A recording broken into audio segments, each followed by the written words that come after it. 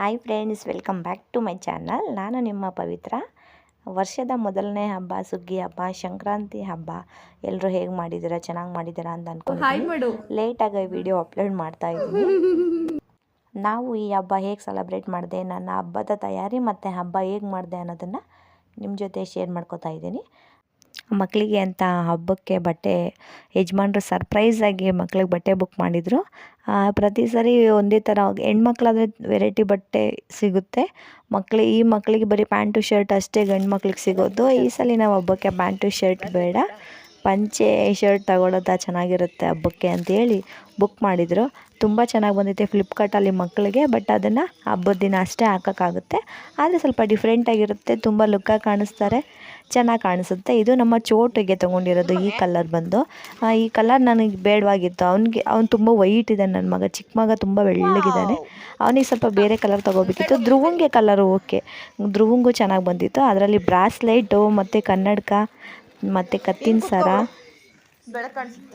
ಇಷ್ಟು ಬಂದಿತ್ತು. ಚೆನ್ನಾಗಿ ಕಾಣಿಸ್ತಾ ಇದ್ದ. ನನ್ನ ಮಕ್ಳಿಗೆ ಬಟ್ಟೆ ನೋಡಿದ ತಕ್ಷಣ ನಮಗೆ ಹೇಳೇ ಇಲ್ಲ, ಅವರು ಬಟ್ಟೆ ಬುಕ್ ಮಾಡ್ತೀನಿ ಅಂತ ಹೇಳಿರಲಿಲ್ಲ. ಸರ್ಪ್ರೈಸಾಗಿ ಬಂದದ್ದು. ಫುಲ್ ಖುಷಿ ಪಟ್ಬಿಟ್ರು, ಹಬ್ಬ ಯಾವಾಗ ಅಂತ. ಅಪ್ಪ ಬರೋ ಅಷ್ಟರಲ್ಲಿ ಓಪನ್ ಮಾಡಿ ಆಗಲೇ ಎಲ್ಲ ನೋಡಿಬಿಟ್ಟಿದ್ರು.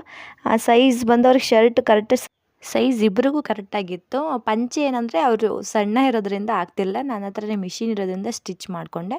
ಹಾಗೆ ಎಳ್ಳು ಬೆಲ್ಲ ನಾನೇ ಮನೆಯಲ್ಲಿ ತಯಾರು ಮಾಡ್ಕೋಬೇಕು, ಅಂಗಡಿಲಿ ತರೋದು ಬೇಡ ಅಂತೇಳಿ ಕೊಬ್ಬರಿ ಒಂದು ಕಟ್ ಮಾಡಿ ಇಟ್ಕೊಂಡಿದ್ದೆ. ಬೆಲ್ಲನೂ ಅಷ್ಟೇ ಕಟ್ ಮಾಡಿ ಇಟ್ಕೋಬೇಕಿತ್ತು. ಬಟ್ ಕಟ್ ಮಾಡಿರೋ ಬೆಲ್ಲನೇ ಸಿಕ್ತು ನನಗೆ. ಸದ್ಯ ಸಿಕ್ತಲ್ಲಪ್ಪ, ಬೇರೆ ಕಟ್ ಮಾಡಿ ಒಣಗಿಸ್ಬೇಕು ಅಂತ ಅಂದ್ಕೊಂಡಿದ್ದೆ. ಮತ್ತು ಕಡಲೆಕಾಯಿ ಬೀಜ, ಹುರ್ಗಡ್ಲೆ ಎಲ್ಲ ನೀಟಾಗಿ ಹುರ್ಕೊಂಡು ಮಿಕ್ಸ್ ಮಾಡಿಕೊಂಡ್ರೆ ಆಯಿತು.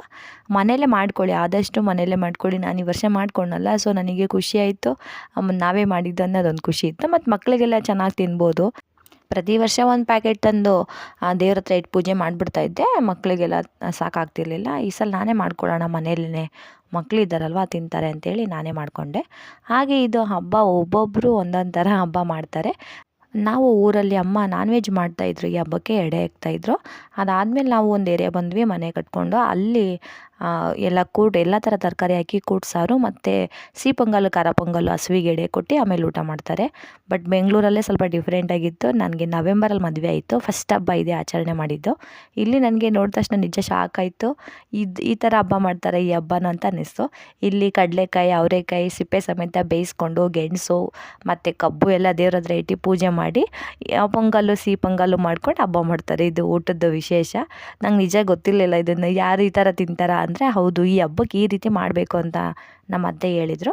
ಹಾಗಾಗಿ ನಾವು ಅದನ್ನೇ ಫಾಲೋ ಮಾಡ್ಕೊಂಡು ಬಂದ್ವಿ. ನಮ್ಮ ಯಜಮಾನ್ರು ಆಗಲೇ 25 ವರ್ಷದಿಂದ ಬೆಂಗಳೂರಲ್ಲೇ ಇರೋದ್ರಿಂದ, ಸೊ ಈ ಥರನೇ ನಾನು ಫಾಲೋ ಮಾಡ್ಕೊಂಡು ಬಂದೆ. ಸ್ವಲ್ಪ ಚೇಂಜ್ ಮಾಡಿದೆ ಅಷ್ಟೇ. ಏನಂದರೆ ಅವರೆಕಾಯಿ ಅದೆಲ್ಲ ಸಿಪ್ಪೆ ಸಮೇತ ಬೇಯಿಸ್ಬಿಟ್ರೆ ನನ್ನ ಮಕ್ಕಳಿಗೆ ಸ್ವಲ್ಪ ತಿನ್ನೋದು ಕಷ್ಟ ಆಗುತ್ತೆ. ನೋಡಿ, ಎಳ್ಳು ಬೆಲ್ಲ ಇಷ್ಟು ರೆಡಿ ಮಾಡಿಕೊಂಡೆ, ಒಂದು ಬಾಕ್ಸ್ ಸ್ಟೋರೇಜ್ ಮಾಡಿ ಇಟ್ಕೊಂಡೆ. ಆರಾಮ್ಸೆ ಇವರು ಯಾವಾಗ ಬೇಕು ಅವಾಗ ತಿನ್ಬೋದು ನನ್ನ ಮಕ್ಕಳು. ಮನೆಯಲ್ಲೇ ಮಾಡ್ಕೊಂಡು ಇಟ್ಕೊಂಡಿದ್ರೆ ಸ್ವಲ್ಪ ನಮಗೂ ಖುಷಿ, ನಾವು ಮಾಡಿದ್ದು ಅಂತ. ನೋಡಿ, ನೈಟೇ ನಾನು ಅವರೆಕಾಯಿ ಮತ್ತು ಕಡಲೆಕಾಯಿ ಸಿಪ್ಪೆ ಸಮೇತ ಬೇಯಿಸ್ಬಿಟ್ರೆ ನನಗೇನು ಅನಿಸುತ್ತೆ, ಮಕ್ಕಳು ತಿನ್ನೋಕ್ಕೆ ಹಿಡ್ಕೊಂಡು ತಿನ್ನೋಕ್ಕಾಗಲ್ಲ ಅಂತೇಳಿ ಎಲ್ಲ ಬಿಡಿಸಿಟ್ಕೊಬಿಟ್ವಿ ನೈಟೇ. ನೈಟ್ ಬಿಗ್ ಬಾಸ್ ಬರ್ತಾಯಿದ್ದು. ಬಿಗ್ ಬಾಸ್ ನೋಡ್ಕೊಂಡು ನನ್ನ ಮಕ್ಕಳು ಒಬ್ಬ ಕಸ ಎಲ್ಲ ಎತ್ತಿಟ್ಕೋತವನೆ, ಮತ್ತು ನಮ್ಮ ಯಜಮಾನ್ರು ಕಡಲೆಕಾಯಿ ಸುಲಿತಾಯಿದ್ರು, ನನ್ನ ಮಗ ಅವರೆಕಾಯಿ ಸುಲಿತಾ ಇದ್ದ. ನಾನು ಎಳ್ಳು ಬೆಲ್ಲದ್ದು ರೆಡಿ ಮಾಡ್ಕೋಬೇಕಿತ್ತು, ಅದನ್ನು ರೆಡಿ ಮಾಡಿಕೊಂಡೆ. ಮತ್ತು ನಂಗೆ ಸರ್ಪ್ರೈಸ್ ಅಂತ ಈ ಹಬ್ಬಕ್ಕೆ ನಮ್ಮ ಯಜಮಾನ್ರು ಯಾವತ್ತೂ ಕೆಲಸ ಮಾಡ್ತಿದ್ದು. ನಮ್ಮ ಯಜಮಾನ್ರು ಎದ್ದು ಬಾಗಿಲು ತೊಳೆದು ಕಸ ಗುಡಿಸಿ ನೀರು ಕಾಯಿಸಿ ನಮ್ಮ ಮನೆ ಒರೆಸಿ ಎಲ್ಲ ಕೆಲಸ ಆಲ್ಮೋಸ್ಟ್ ಎಲ್ಲ ಮುಗಿಸೇ ಬಿಟ್ಟಿದ್ರು. ನಾನು ಎದ್ದೆ, ರಂಗೋಲಿ ಹಾಕ್ತೆ, ಪೂಜೆ ಮಾಡಿದೆ ಸ್ನಾನ ಮಾಡಿಕೊಂಡು. ಹಬ್ಬದ ದಿನ ನನಗೆ ಇಷ್ಟು ಸಪೋರ್ಟ್ ಮಾಡಿಬಿಟ್ರೆ ಖುಷಿ ಆಗ್ಬಿಡ್ತೀನಿ ನಾನು. ಇಲ್ಲ ಪ್ರತಿ ಸಲ ಎಲ್ಲ ಕೆಲಸ ನಾನೇ ಮಾಡಬೇಕು ಅಂತ ಬೈಕೊಂಡು ಹಬ್ಬ ಮಾಡ್ತಿಲ್ಲ, ಬೈಕೊಂಡು ಕೆಲಸ ಮಾಡ್ತಾಯಿದ್ದೆ. ಸ್ವಲ್ಪ ಇದೆಲ್ಲ ಅಡುಗೆ ಒಂದು ಮಾಡಿಕೊಡ್ತಾರೆ. ಈಚೆ ಕಸ ಹೊಡಿಯೋದು, ಬಾಗಿಲು ತೊಳೆಯೋದು, ಮನೆ ಒರೆಸೋದು, ಇದೆಲ್ಲ ಯಾವತ್ತೂ ಮಾಡಿರಲಿಲ್ಲ. ಮಾಡಿದಾಗ ತುಂಬ ಖುಷಿಯಾಗ್ಬಿಡುತ್ತೆ ನನಗೆ. ಹಬ್ಬದ ದಿನ ಮಾಡಿದ್ದು ನನಗೆ ತುಂಬ ಖುಷಿಯಾಯಿತು. ಆನಂತರ ನಾನು ತಿಂಡಿ ರೆಡಿ ಮಾಡ್ಕೊಳಕ್ಕೆ ಹೋದೆ. ಅವರು ಪೂಜೆ ಎಲ್ಲ ಅವರೇ ಮಾಡಿದ್ರು, ಪೂಜೆನೂ ಕೂಡ ಎಲ್ಲ ರೆಡಿ ಮಾಡಿಬಿಟ್ಟಿದ್ರು. ನಾವು ಅವರೆಕಾಯಿ ಮತ್ತು ಗೆಣಸು ಇದೆಲ್ಲ ದೇವ್ರ ಹತ್ರ ಇಡ್ತೀವಿ, ಅದನ್ನು ಕೂಡ ಬೇಯಕ್ಕೆ ಹಾಕ್ಬಿಟ್ಟಿದ್ರು. ನೈಟೇ ಎಲ್ಲ ನಾನು ಸುಲಿದು ರೆಡಿ ಮಾಡಿ ಇಟ್ಕೊಂಡಿದ್ನಲ್ಲ, ಸೊ ಎಲ್ಲ ಬೇಯಿಸಿ ಅದನ್ನು ದೇವ್ರ ಹತ್ರನೂ ಇಟ್ಟು ಆ ಪೂಜೆನೂ ಮುಗಿಸ್ಬಿಟ್ರು ಅವರೇ.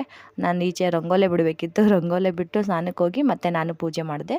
ಆಮೇಲೆ ಮಕ್ಕಳಿಗೆಲ್ಲ ಸ್ನಾನ ಮಾಡಿಸಿ ತಿಂಡಿ ಮಾಡಿದೆ. ಬೆಳಗ್ಗೆ ಸಿಹಿ ಪೊಂಗಲ್ಲು ಮತ್ತು ಖಾರ ಪೊಂಗಲ್ ಇದು ಬೆಳಗ್ಗೆನೆ ಕಡಲೆಕಾಯಿ ಮತ್ತು ಅವರೆಕಾಯಿ, ಗೆಣಸು ಮತ್ತು ಖಾರ ಪೊಂಗಲ್ಲು, ಸಿಹಿ ಪೊಂಗಲ್ಲು ಇದು ನಮ್ಮ ಬೆಳಗಿನ ತಿಂಡಿ ಆಗಿತ್ತು. ನೋಡಿ ಈ ಥರ ಎಡ್ದ್ಬಿಟ್ಟು ಅದನ್ನು ಬೇಯಿಸಿ ಈ ಥರ ಕೊಟ್ಟರೆ ಮಕ್ಕಳು ಸ್ವಲ್ಪ ಖುಷಿಯಾಗಿ ತಿಂತಾರೆ. ಅವ್ರಿಗೆ ಸುಲ್ಕೊಂಡು ತಿನ್ನೋದು ಸ್ವಲ್ಪ ಕಷ್ಟ. ಇದು ನಾನು ಬಿಟ್ಟಿದ್ದು ರಂಗೋಲೆ. ಆನಂತರ ನಮಗೆ ಹೊಸ ಬಟ್ಟೆ ನಮ್ಮ ಯಜಮಾನ್ರು ಇವ್ರಿಗೆ ಅಷ್ಟೇ ಅಲ್ಲ ನನಗೂ ಬಟ್ಟೆ ಕೊಡಿಸಿದ್ರು. ಫುಲ್ ಖುಷಿಯಾಗ್ಬಿಟ್ಟೆ ನಾನಂತೂ. ಹೊಸ ವರ್ಷಕ್ಕೆ ತೊಗೊಡ್ತಾಯಿದ್ರು ಬಟ್ಟೆನ, ಆದರೆ ಆವಾಗ ತೊಗೊಳಕ್ಕಾಗಲಿಲ್ಲ. ಇವಾಗ ಇದು ಮೊದಲನೇ ಹಬ್ಬ ಆಗಿರೋದ್ರಿಂದ ಈ ಹಬ್ಬಕ್ಕೆ ಬಟ್ಟೆ ತೊಗೊಟ್ರು. ನಾವು ಬಟ್ಟೆ ಎಲ್ಲ ಗಲೀಜಾಗಿಬಿಡ್ತದೆ ಕೆಲಸ ಮಾಡುವಾಗ ಅಂತೇಳಿ ನಾನು ಬೆಳಗ್ಗೆ ಹಾಕ್ಕೊಂಡಿಲ್ಲ, ಎಲ್ಲ ಸಂಜೆ ಹಾಕ್ಕೊಂಡು ಸ್ಟಾರ್ಟ್ ಮಾಡಿದ್ವಿ. ಫೋಟೋ ಶೂಟ್ ಅಂತೆ, ವಿಡಿಯೋ ಅಂತೆ ಸ್ಟಾರ್ಟ್ ಮಾಡಿದ್ವಿ. ನಮ್ಮಮ್ಮ ಹೇಳ್ತಿದ್ರು ಎಲ್ಲ ಹೊಸ ಬಟ್ಟೆ ಹಾಕ್ಕೊಂಡು ಮಿಂಚ್ತಾ ಇದ್ದೀರಾ, ನನ್ನ ಅಳಿಯಂಗೆ ಬಟ್ಟೆ ಇಲ್ಲ ಅಂತ. ಅಳಿಯಂಗೆ ಬಟ್ಟೆ ಯಾರು ಕೊಡಿಸ್ಬೇಕು? ಅತ್ತೆ ಮಾವ ಕೊಡಿಸ್ಬೇಕು. ಅವರೇ ನನ್ನ ಮದುವೆಯಾಗಿ 10 ವರ್ಷ ಆಯಿತು, ಒಂದು ಹಬ್ಬಕ್ಕೂ ಕರೆದಿಲ್ಲ, ಒಂದು ಜೊತೆ ಬಟ್ಟೆನೂ ನನಗಾಗಲಿ ನಮ್ಮ ಯಜಮಾನ್ರಿಗಾಗಲಿ ನನ್ನ ಮಕ್ಳಿಗಾಗಲಿ ತೆಗ್ದಿಲ್ಲ.